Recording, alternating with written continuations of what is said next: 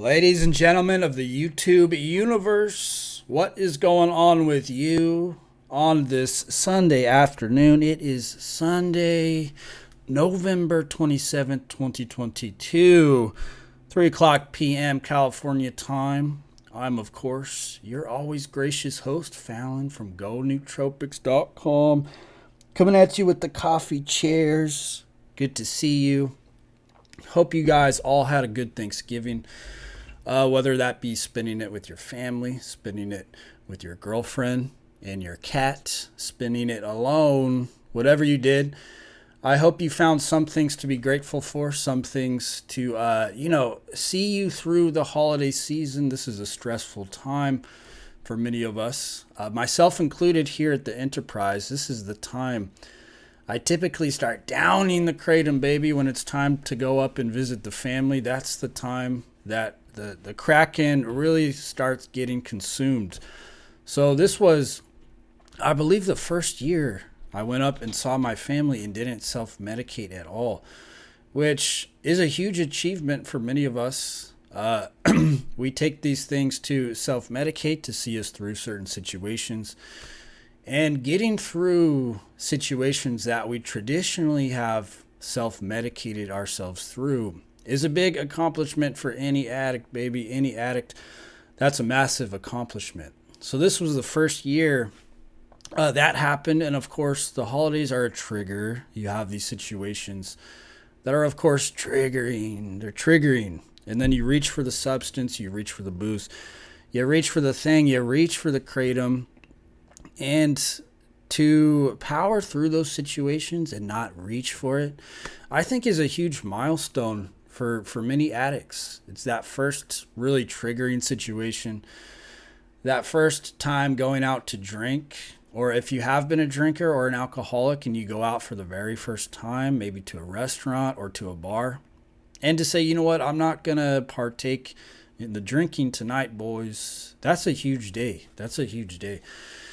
And you'll find that if you manage to power through these moments where you're really getting triggered, you're really getting flared up, you come out so much better. You know, the past few days have been really, the cravings have kicked in a little more and this and that, the cravings and the triggers and all that.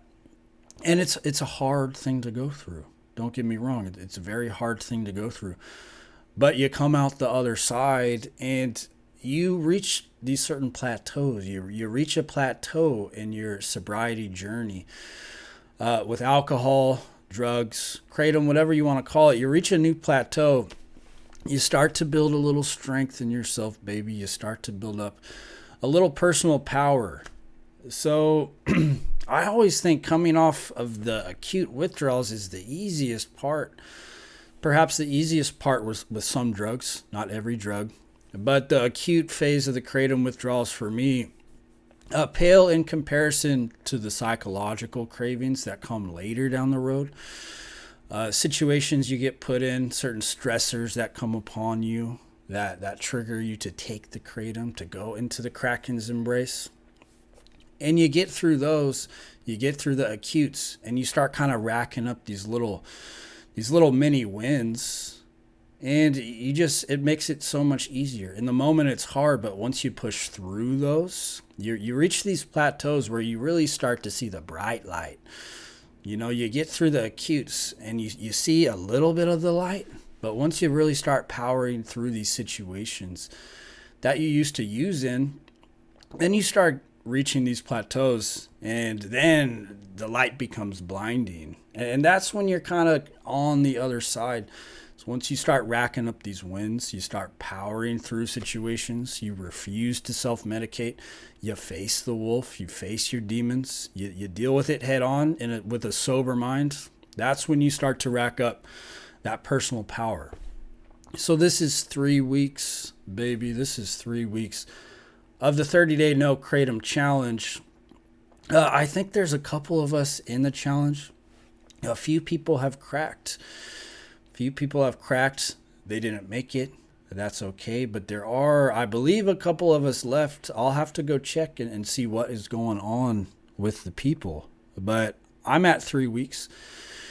And, the acute phase is over. The acute phase is done. Put a fork in it. The restless legs have gone away. This is 3 weeks. I experienced really bad RLS within the first, I want to say week. The RLS was really bad.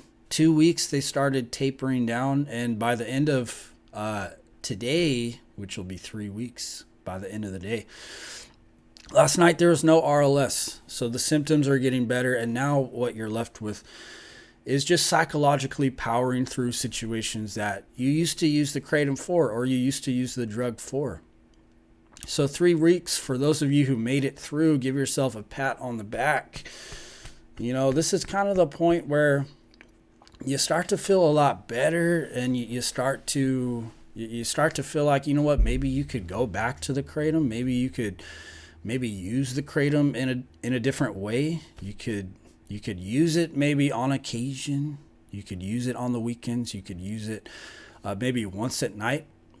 And I've done that before, but it always ends up the same, overusing the Kratom, finding excuses to take it in the morning. And I do understand that not everybody's like that. Some people can monitor their Kratom usage and not feel the need to go above and beyond the call of duty, right? Above and beyond what's necessary. But for me, it always drifts down the same hill, drifts down the same slope. I end up using way too much, 20, 25 grams a day. Every few hours, taking a heaping spoonful, like 4 or 5 grams at a time. And it starts to wear on you. You start to get tired. You start looking like Blanket from South Park, minus the red eyes. And this is what I've noticed when I took Kratom, and I kind of see people who take Kratom or opiates in general, and this is a common side effect of many drugs, is just the eyes get a little bit droopier. And when I take something, I'm always looking into my eyes. Like Phenibut affects my eyes, like how my eyes look. Drugs do this a lot. They make your eyes droop. They either enlarge or constrict your pupils. They can make your eyes look tired. And you just see that the internal spirit is not coming through in the eyes. And that's not something I like. And I remember the first guy who introduced me to Kratom, he was super stoked to show me his stash. I just learned about Kratom. I didn't know this guy knew anything about it, but we started talking about it somehow, some way, and he leads me down to his bedroom. He's got a whole treasure chest full of Kratom. Red vein strains, green vein strains, white vein strains. And I remember shaking his hand and looking into his eyes, and he gave me like one of those limp-wristed handshakes, like shaking your hand with a floppy fish. And his eyes had that drooping look to it, like he was really exhausted. He was in his mid-20s, but you could tell he looked tired. He looked anemic. A lot of drugs make you anemic. It's like they weaken your blood. They weaken your androgens. They weaken the thing that makes you strong. You start to notice you're getting puffier. You're getting a little puffier in the chest. You're looking a little more swelled up, a little fatter around the waists, and I started to notice that a little bit too, taking the Kratom. Just general feelings of feeling weak, not feeling strong, and just my ability to go and attack a situation or to get something done or to go do something. It was like doing the smallest things on Kratom became this gargantuan effort. Now, in the beginning, of course, it's giving you some motivation, but I would say after, maybe a couple months of using it, you start to get kind of the reverse effect. Instead of becoming motivated every day, using Kratom to motivate you, now it's like you're reliant upon it. You're dependent upon the Kratom, and now you really can't do anything without it. And even with it, man, it just saps you of that life force. It saps you of that energy once you become dependent. So we are 3 weeks in. No signs of slowing down anytime soon. I don't want to get back on Kratom.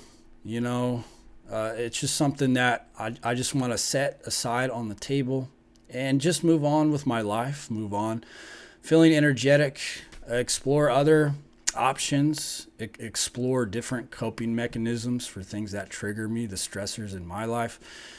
Working, mostly like work related stuff, like learning just to eat the shit sandwich and just eat it with a smile on my face and not really use anything that is going to help me get through that, because there's always that scorpion's tail. There's always that other side to it. You know, that scorpion's tail that just comes in and just strikes you eventually. And even though kratom is benign, it's got a scorpion's tail in the form of sapping your energy, lowering your sex drive for many people, making you feel weak, making you feel lethargic, and all these other symptoms, right? And who knows what it's doing to your liver, baby? Who knows what it's doing? And just, you look tired. You look anemic on kratom. You've been taking kratom for a long time. You look tired. You feel tired. You just don't have that energy. And I'm already a low energy person. I'm already low energy, baby. I don't need anything that's going to bring my energy lower than it already is, because I'm already probably borderline anemic with my energy levels. So kratom was just not serving me in any way. Took it for about a year. I get comments from people saying, oh, you came off so easy because you only took it for a year. You didn't have bad withdrawals because you only took it for a year. I'm like, well, at what point do these withdrawals start to rear their ugly head? At what point do these symptoms you speak of start to show? Now, perhaps I've got a genetic disposition to getting off kratom easy. For me, it's easy to moderately difficult, whereas for others, it's very difficult. And I resign to say that could be the case. Some people have a harder time. The way their body processes the kratom, handles the withdrawals, their state of health when they come off, But in my mind, and you guys chime in and let me know, at what point does the body become dependent? At what point can I say that I've officially faced true to form kratom withdrawals? You'd think after a year, like, what's the difference between taking kratom 1 month versus taking kratom 2 months? What's the difference taking kratom 1 year versus 2 years? At what point do the withdrawals start to get very difficult?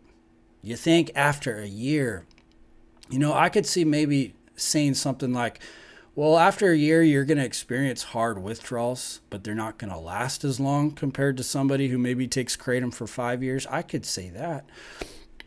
But even my acute withdrawals after a year were manageable. Were very manageable. So at what point does true dependency kick in? After 1 month, 2 months? At what point do the chemicals start to shut down in the body after taking kratom for so long? And at what point can you say, okay, well, you faced the wolf. You faced the wolf. I would think after 1 year, whatever the drug's going to do to your body, it's going to do to your mind, you think after 1 year it would show its ugly face. And in some ways it has, don't get me wrong. But a lot of people will downplay the withdrawals of others and say, oh, you don't know what it was like. You were only on it for a year. It's like, well, how long do I need to be on this thing to experience what you tell me you're experiencing? Do I need to take it for another year, another 2 years? What's the difference between 1 year and 2 years? Certainly there's a big difference between 1 week and 1 year.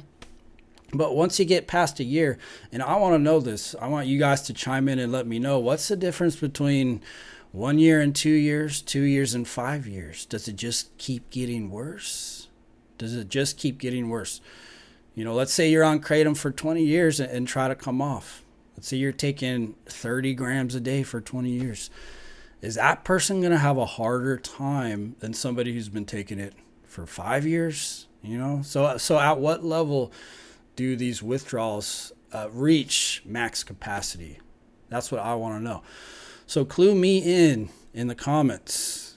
Clue me in the comments. Let me know your guys' thoughts. This is 3 weeks of the 30-day no kratom challenge, baby.